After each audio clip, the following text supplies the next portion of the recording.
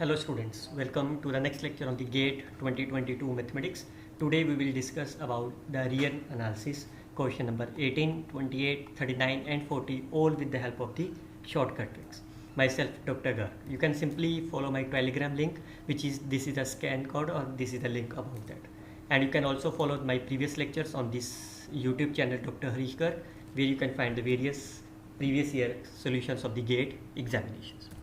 So let's start with this first question, which is related to the interval of the convergence and the radius of convergence R. That's a very simple question about that. If you read the statement, suppose this series is convergent at x is minus 3. What is the meaning of the convergent of the power series? It means the center, you can clearly say that the center is my 0 and it converges at minus 3. So it means mode of this is less than of here. This is the condition for the convergent, and minus 3 belongs to this interval. However, it diverges in the series, that is the mode of x is greater than of the r, and 6 belongs to this interval. Now what is the meaning of that? It means it is a minus 3, 2 plus 3, or there is no need to think about this, you can simply about here. So this is the simple way. Now you have to think what is the meaning of this. You have to check this series of an minus 1 raised to power n is convergent or divergent. So compare this series with here. What is the value of the x? X is my minus 1. So here you can clearly see that minus 1 mode is less than of the r, because it's a 3, it's 3, minus 3 lies here, so definitely minus 1 also lies in this case. Therefore this series is my convergent. So it means where x is minus 1, this series is convergent. So this first option is my true. So when p is true, second is false and the fourth is false. Now what you can say about the second part, the interval of the convergence, that is you have to target about the r, and you can see minus 4 and plus 4 is given to you. Again there are the two methods. First way is you can solve the radius of convergence like of this. Otherwise what you can do is you can simply check what is the nature at x is minus 4. If you substitute here, it is my minus 4 raised to power n, 4 raised to power n log of en. Clearly says that it series is my 1 upon log of en, and you know that this series is convergent. Why? Because if you compare them, this series is always greater than of the 1 by n. Hence this series is my divergent by using the p test. So it means this is my divergent. So once it is a divergent, it means minus 4 does not belong to the interval of convergent, but here is a closed interval, so it belongs. It means this statement is my false. So q is false, q is my false and p is my true. So right answer is my C, while others are my wrong options. Look about the another one is there. So which of the following statement is true? That is a equicontinuous, uniform continuous and so on. So I will tell you what is the equicontinuous, but before that, how you can check about the uniform continuity. So that's a very simple. You can use about the Mn test. You can say the limit of the supremum fn minus fx. If it goes to the 0, then it is a uniform continuous. So firstly we can find the value of fx, that is limit n approaches infinity fnx.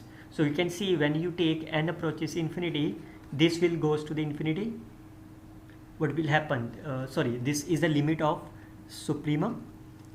And what is the value of this? This is my 0 because this is infinity. So anything upon infinity is 0. So now it's a x square upon x square plus 1 minus nx square minus 0. Now you have to take the infimum, supremum of this. So I can simply take, what is that? You can take x is 1 by n. When you take x is 1 by n, substitute here, what will happen is 1 by n square, 1 by n square plus 0.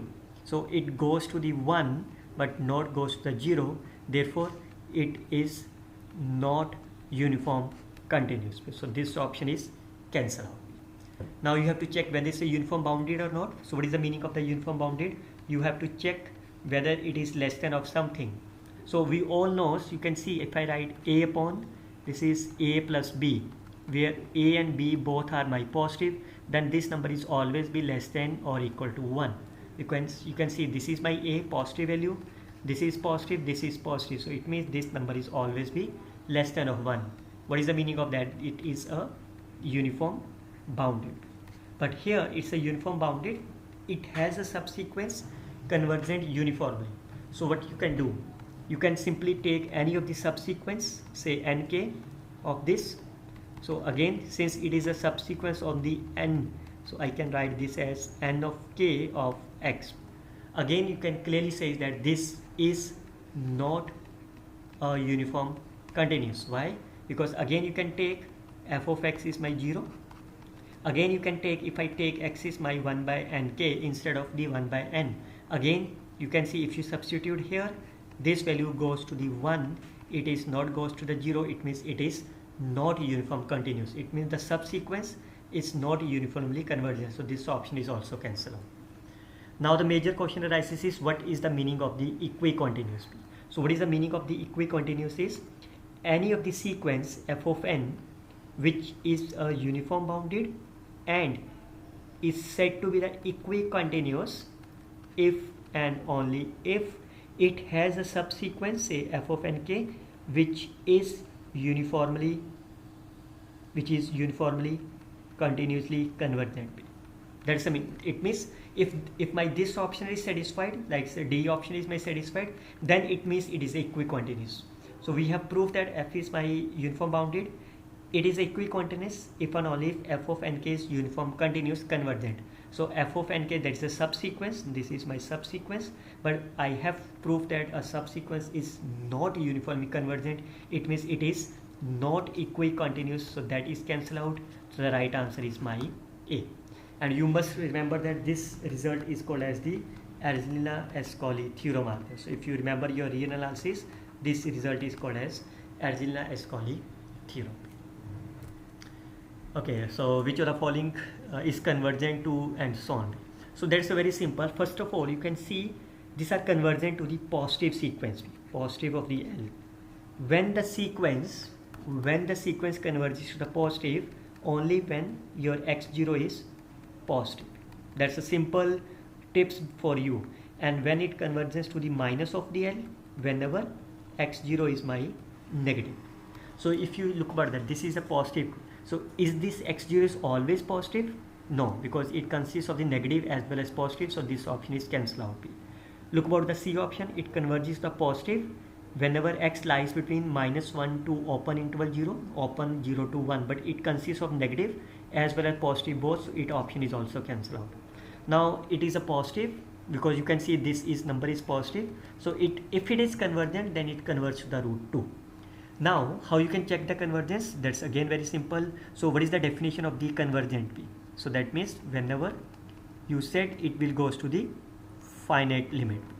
That's the meaning of the convergent of the sequence. So let's say L is the convergent limit. So it means this is my L by 2 plus 1 by L. So what is the meaning of that? It is nothing but L by 2 is my 1 by L and L is my plus minus root 2. But we can see x is my positive, so it will converge to the plus 2 is the right answer. So it never diverges because you get the positive limit is there. Okay, look about the here the radius of convergence. So I will tell you the simple shortcut tricks for you. If I say z raised to power b of say n, then you can find the radius of convergent is using this rule, is 1 upon b. This is a general rule for you, whatever the b are there, and this is 1 upon limit n approaches infinity an of this, or you can find the radius of convergent as 1 by b 1 upon limit an plus 1 upon an. So you can use either of the method, you can solve it. So look at this, this is my an. So if you look about this, b is my 1 by 2 and this is my 3 raised to power 1 by n. So it can be written as here limit n approaches infinity. So what is the infinity? 0. 1 by 3 raised to power 1 by 2, that means root 3 by 3 is the right answer. You can convert them to the decimal. If you want to solve like this manner, then it will be again it's my 1 by 2. So limit an plus 1, so it's a 3n plus 2 over 3n plus 1. So if you solve them, it is a 1 by 3 of 1 by 2. Again you can see it's a root 3 by 3 is the right answer of this problem. So remember, this is the power series. So any power series you can find the radius of convergence using 1 upon b. Simple. I hope you can simply learn the concept about these 4 questions in a very simple manner.